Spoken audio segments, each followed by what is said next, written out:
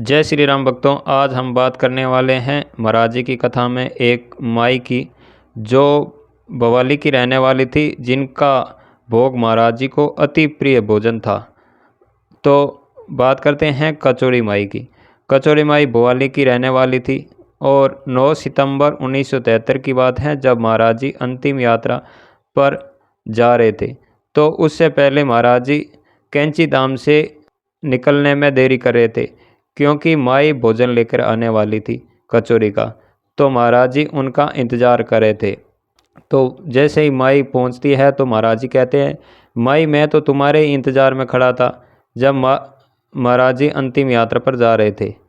इस प्रकार महाराज जी ने जरा सी भी एहसास नहीं होने दिया कि वे अंतिम यात्रा पर जा रहे हैं माई को।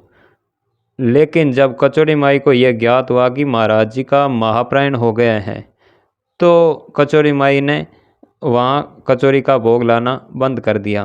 तो एक दिन रात को महाराज जी ने सपने में आके कचौड़ी माई को कहा कि माई तूने कचौड़ी लाना बंद क्यों कर दिया? मैं तो अभी भी कैंची धाम में रहता हूँ, तुम कचौड़ी लेकर आया करो। यह बात सुनकर माई ने पुनः प्रत्येक मंगलवार को कचौरी का भोग लगाना शुरू कर दिया। तो आगे देखो महाराज जी की क्या लीला होती है। बात 1973 की है। एक मंगलवार को माई जब भुवाली से कचौरी लेके चली तो आगे देखा कि भारी बर्फबारी हो रही है, परंतु फिर भी वह हिम्मत करके कैंची धाम जा पहुंची और जाकर देखा कि मंदिर का दरवाज़ा खुला है, परंतु भोग लगाने के लिए वहाँ कोई पुजारी उपस्थित नहीं है। तो माई क्या करती है, महाराज जी के सामने बनी मंदिर के सामने बनी महाराज जी की एक कुटिया के अंदर चली जाती हैं और जाकर देखा कि महाराज जी सशरीर तख्त पर विराजमान है, जिसके पश्चात वह विक्षिप्त सी हो गई।